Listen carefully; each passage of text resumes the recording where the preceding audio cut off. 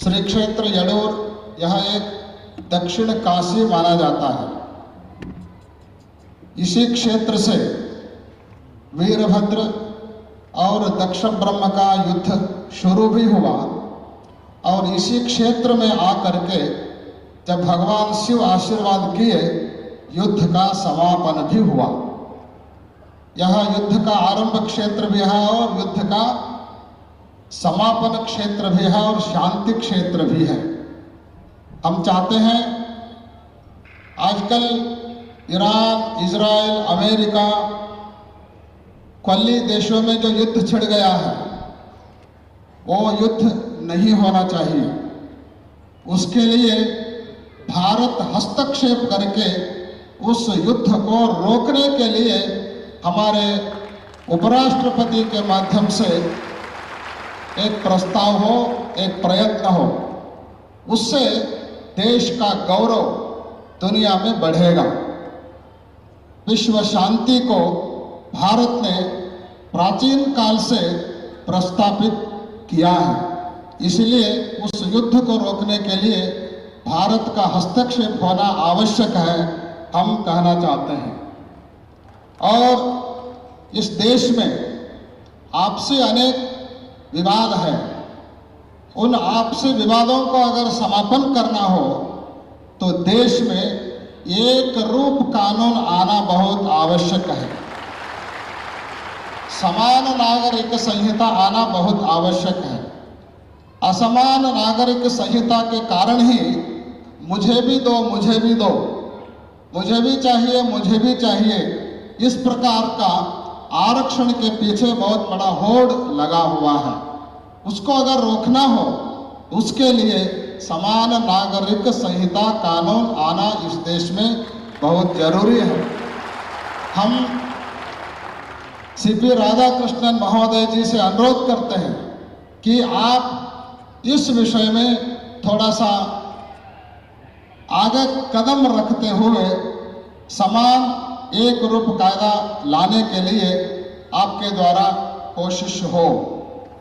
और ज़्यादा हम नहीं बोलना चाहेंगे। इस क्षेत्र के विकास के लिए गणेश हुक्केरी जी ने महोदय जी से प्रस्ताव रखा है। यहाँ कृष्णा नदी है, कृष्णा नदी में भगवान वीरभद्र का एक बहुत बड़ा स्टैचू बनाने का हमारा योजना है। उसके लिए केंद्र सरकार से सहयोग की हम आशा करते हैं।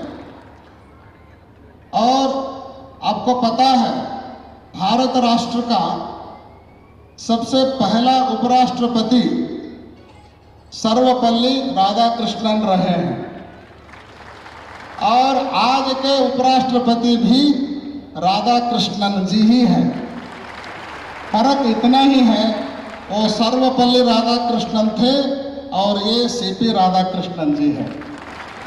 दोनों के ऊपर भारत गर्व महसूस करता है, उनके काम के कारण, उनके विचारों के कारण और उनके देशभक्ति के कारण। और हम ये भी चाहते हैं जैसे सर्वपल्ली राधाकृष्णन जी अपने उपराष्ट्रपति को अवधि को पूर्ण करते ही राष्ट्रपति बने, उसी प्रकार सीपी राधाकृष्णन जी भी उनके अवधि को पूर्ण करने के बाद ये भी राष्ट्रपति बन करके पुनः इस क्षेत्र में पधारे और इस क्षेत्र के विकास के लिए उनका सहयोग प्राप्त हो। और हम ये भी कहना चाहते हैं, हमारा कार्यक्षेत्र केवल यडूर नहीं है, श्रीशैल भी हमारा कार्यक्षेत्र है, मूल पीठ वहीं पे विद्यमान है।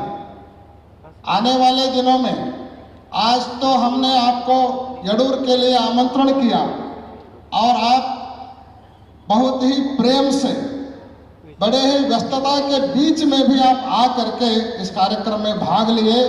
हम सब लोगों को बहुत बहुत आनंद आपने प्रदान किया। आने वाले दिनों में श्रीशैल क्षेत्र में भी आपका हम आमंत्रण करते हैं और श्रीशैल भी आप आ करके वहाँ पर भी एक बार आए और भगवान मल्लिकार्जुन का दर्शन ले करके वहाँ के विकास कार्य में भी आपका सहयोग अपेक्षित है। और हमें बहुत आनंद है आज इस गौरवनीय सभा में हमारे प्रकाश हुक्केरी जी को विकास वीर प्रशस्ति हमने प्रदान किया है। पिछले 40 साल से इस क्षेत्र को विकास में ले जाने का श्रेय सम्मान्य प्रकाश हुक्केरी जी को जाता है। उनको उपराष्ट्रपति के सम्मुख में विकास वीर का प्रशस्ति मिलना यह अपने आप में एक बहुत बड़ा गौरव हम मानते हैं। और साथ ही साथ इस क्षेत्र के विकास के लिए हमारे डॉक्टर प्रभाकर कोरे जी का भी बहुत बड़ा सहयोग है और आजकल उनको पद्मश्री अवार्ड प्राप्त हुआ।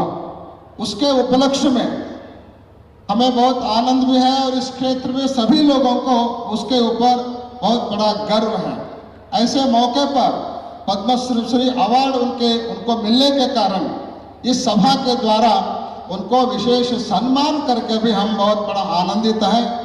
हम दोनों को बड़ा आयु और अच्छा आरोग्य प्राप्त हो करके उनको और भी अच्छा काम करने के लिए आए हुए सभी जगतगुरुओं का, जगतगुरु पंचाचार्यों का और भगवान वीरभद्र का सन्मंगल आशीर्वाद उनको प्राप्त हो। हमारे